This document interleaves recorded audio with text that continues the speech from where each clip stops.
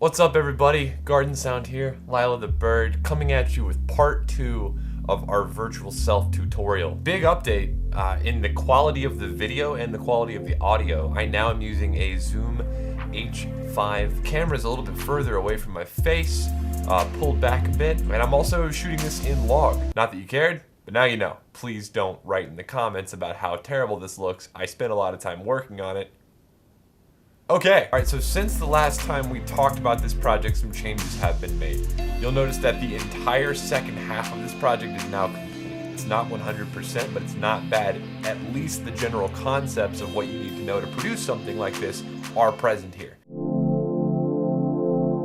So, in terms of form, I've added another breakdown section, which also has a build-up section, very similar to the first one, with some minor tweaks to make it different.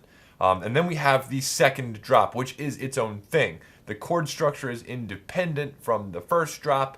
The drum rhythms and everything are totally different. So really, it is almost like a second song. I want to show you some things I added to the very beginning. There's some cymatic vocal chops that I've kind of hacked up and repitched myself in order to get the aesthetic that Porter has in the original track. Here's the original just for reference.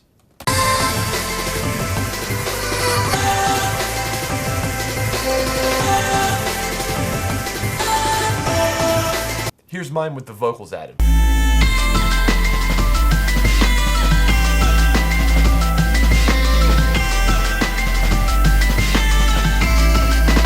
It's not exact, but it's pretty close. Alright, so now I'm going to play you the second half of the first drop with those vocals added. Again, I didn't have those in there last time, now I do. And then we'll roll on into the second half of the piece, starting with Porter's version. I want you to hear what I recreated first. So, we're going to be doing my version, I'm going to cut into Porter's version, then we'll listen to it again as my version, then I'll break it down for you.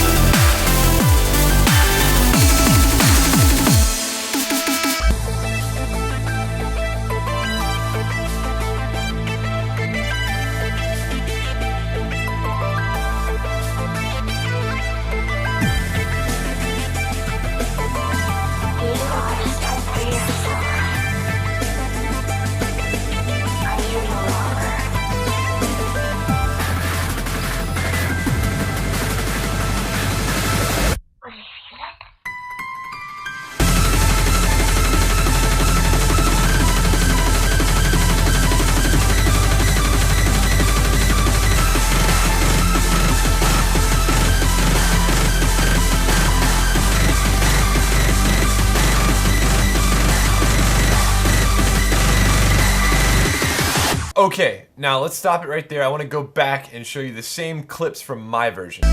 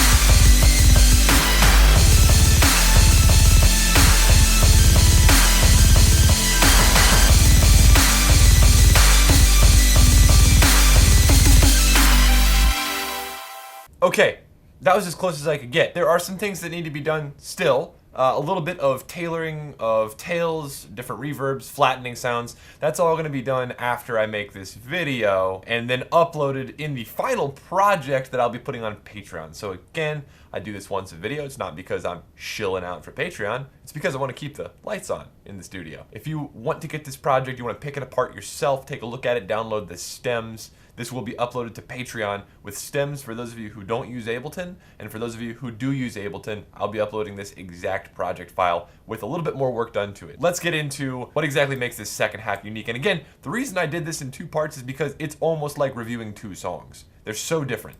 In the second half, we've got this piano. Now, it's way more prominent in the second half than it is in the first, especially on the breakdown, especially on this like build breakdown type of thing going on here.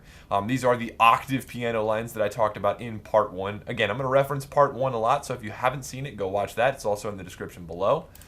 Check out these piano lines by themselves. They are compositionally awesome. I'm going to go ahead and zoom in down here so y'all can see what's going on.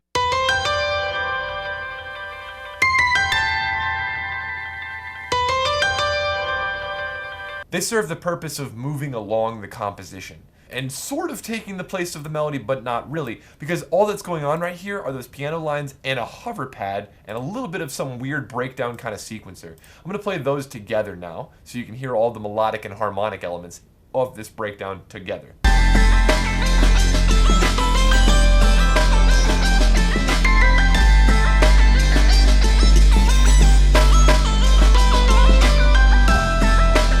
Again, that's as close as I could get to the harmonic and melodic stuff. Where I really wasn't able to replicate this track was on the samples that Porter used, specifically the vocal samples. I think it's something in Japanese, I'm not really sure, and the drum samples. So again, I cobbled together something that imitates what he did using an amen break, but I wasn't able to get it precisely. There's a hardstyle kick in the first part of this song, and then there's more of a metal drums kind of double pedal effect going on this second half. So I'm going to play you just the percussive elements of this breakdown so you can hear those together, and then we'll get into the drop.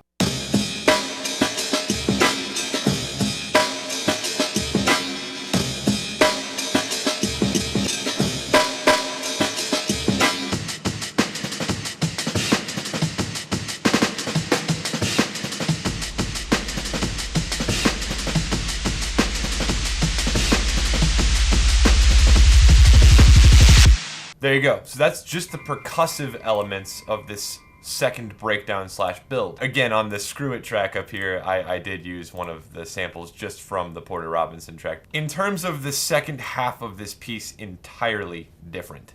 Totally different. You've got this double pedal, some people have coined the term machine gun kick, and I've said before that there is a lot of automation in some tracks when I upload like a how to make. The Darko track had a lot of kick animation, a lot of kick automation, a lot of kick chopping and screwing. This beats it. This is now officially the most time I've ever spent chopping one sample to make a line. This happens fast, so pay attention.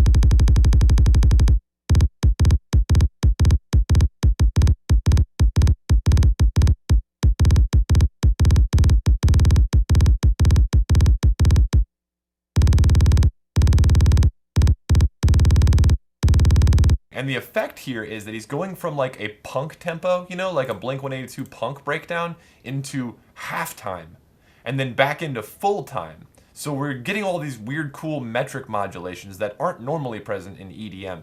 Normally the guys that get away with stuff like this are people like Mr. Bill and Tipper, and sometimes Cone Sound. But this is really something different for Porter / Virtual Self. So let's go ahead and play the entirety of the percussion for this part, and then I'll talk a little bit about what all of it does, what it means, and how it breaks down. Starting again from the same place.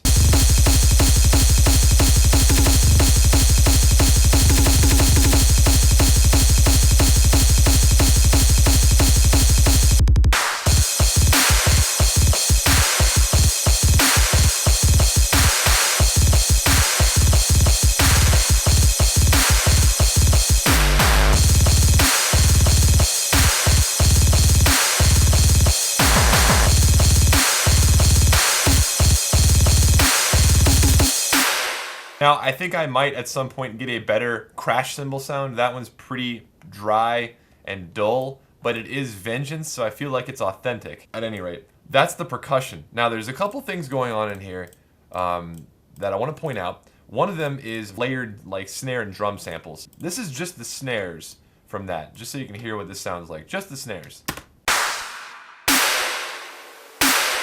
So that's the level of kind of snare drum sound that we're getting out of this. It's very striking, sharp attack, in your face. It's loud music, and it's supposed to be loud. It's supposed to be in your face. We're combining that with a constant sort of crash here. We've done away with the ratchet open hat from the first drop, as well as these really awesome hard style kick drums that happen on the breakdowns, and they sound like this. Let's talk about the melodic and harmonic content of the second drop. There's not much going on here. In fact, it's a direct copy in terms of the bass line and hover pads from the build up / breakdown. The bass line is exactly the same. Check it out. I'm going to add these one at a time.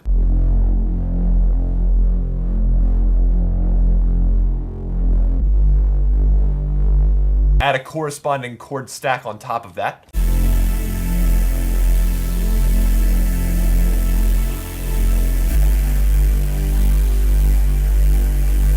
Then add this constant noise and a really, really beaked out melody.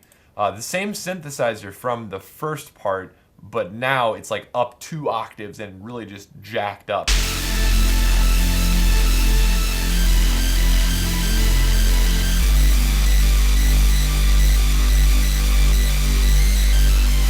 And that melody stays the same throughout the second half of the second drop, at which point the second drop comes to a close, and that's it. Now there is this like tail on Porter Robinson's track that I'm not going to copy. And I want to show it to you just so you know what I'm talking about, so there's not people going, no, you didn't do it right.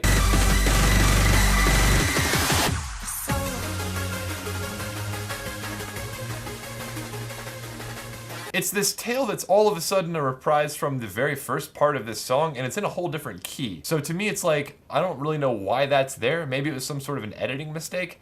I don't feel like it matches the rest of the track, so I choose to end it there. This might be a little bit shorter than the first half. I feel like it builds on the first half, so there's really not a lot more concepts for me to talk about. However, since this is the conclusion of this track, I do need to talk about some essential plugins that I used on almost every track in this piece. To really make these samples punch, I've used a fair amount of FabFilter's Saturn. It's a distortion plugin and saturation plugin. If you don't have this, you're going to have a difficult time hearing this track as it should sound if you open the project file. It's really just in here to add some punch to the snare. Check this out. Here's that same sample with no Saturn. One more time. Oh yeah.